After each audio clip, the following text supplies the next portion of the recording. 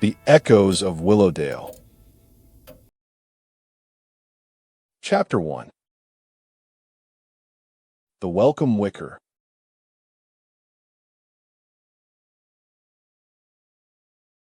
I still remember the day I moved into Willowdale with a sense of unease, as if the house itself was watching me, waiting for something to happen. It's an old place with intricate architecture and a history that dates back to the 19th century. The kind of storybook abode most people would run from the mention of ghosts and curses, but I had no choice. The college town is where my education took me, and the small, one-story house on Elm Street was part of a deal I couldn't refuse. My roommates and I hastily signed the lease after a few beers and too much persuasion by our landlord. Mr. Finch, an elderly man with sunken eyes that made us nervous every time we saw him. The day finally came to pack up and take possession, but what we found inside the old house was something neither of us could have expected. As I entered through the creaky front door, a strange chill washed over me, like stepping into an icy draft on a sweltering summer day. Dust danced in the air and faded sunlight filtered through grimy windows, casting eerie patterns across the floorboards.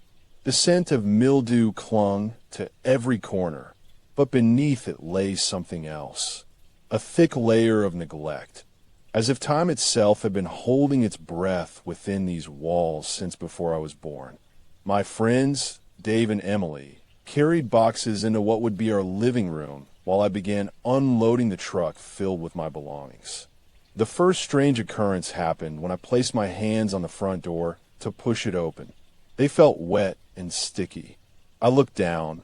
There were streaks of a crimson substance smeared across the entryway, almost like rust or blood. A peculiar welcome. Brushing it off as an accident from construction work, we continued unpacking. During dinner prep in the kitchen, a faint whisper echoed through the walls, a soft voice carrying on the wind that seemed to speak an unfamiliar language. Dave chuckled, attributing it to the house settling down from years of disuse, while Emily listened intently. I wasn't convinced, but the sound grew louder and more distinct, almost like murmurs about us. Get out, I'm sure of it. We exchanged skeptical glances. After all, this was just a new place.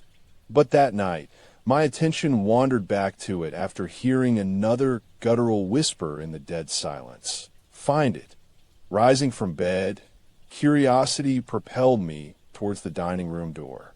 My hand hesitated at the knob before turning it. I'd never heard it open with such effort and reluctance. Inside, a musty air greeted me.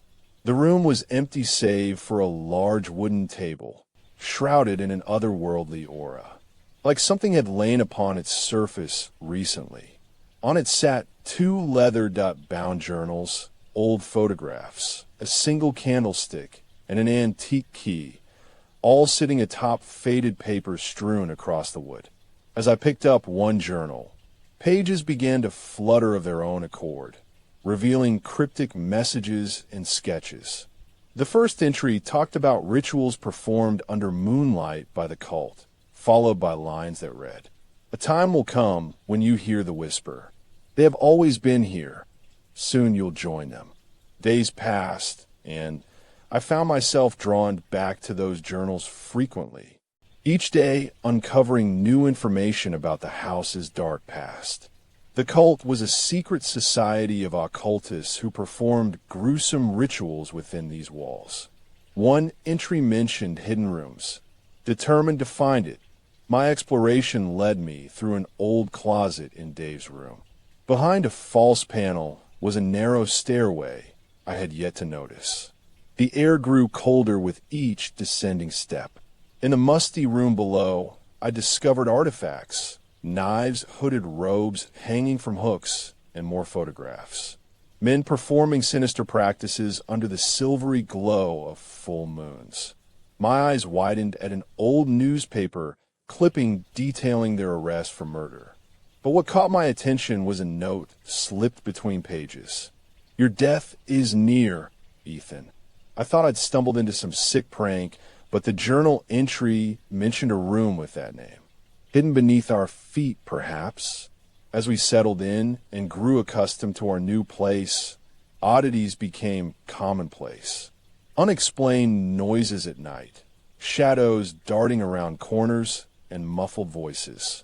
The next day, while studying, one of my roommates would often mutter, "Get out." Dave dismissed it as a prankster's joke, but I knew what I heard now. The house was speaking to me. It spoke in hushed tones about past events. A child perished here, and the blood on Elm Street runs cold. Those whispers started at night, slowly merging into my dreams. One morning, after a restless sleep, I woke with an unshakable dread that began when the sun dipped below the horizon. Dark shadows moved by my window. A woman's silhouette was in my doorway, and the door slammed shut on its own behind her. "What did you see?" Dave asked, rubbing sleep from his eyes. The room had cooled. I could have sworn it was iced cold outside now. We ventured into town for furniture as darkness gathered, leaving only one roommate, Emily, at home.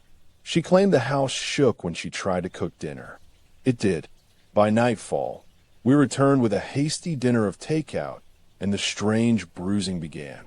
My arms, legs, torso covered in crimson blotches resembling wounds. As I drifted off that evening, an eerie voice whispered, "Your blood," before disappearing into the darkness. The nightmares had started, filled with flashes of children's cries and men in hooded robes. But today something else crept in during a dream. The sensation of hands around my throat.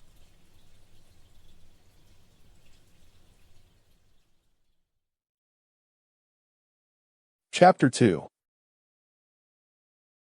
The Shadow's Embrace.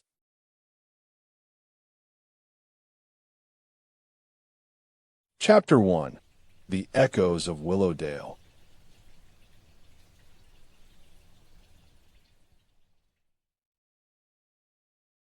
Chapter 3. The Final Lament.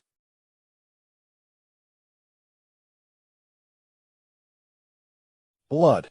It seemed like every night brought more injuries and cryptic messages. The whispering voices evolved into raspy laughter and haunting murmurs. Dave had his doubts, but I knew the truth was here. The house wanted me out, or it wanted something from me. We decided to split. One of us needed to stay behind and explore. Dave volunteered as we packed the last boxes, leaving me in an eerie darkness.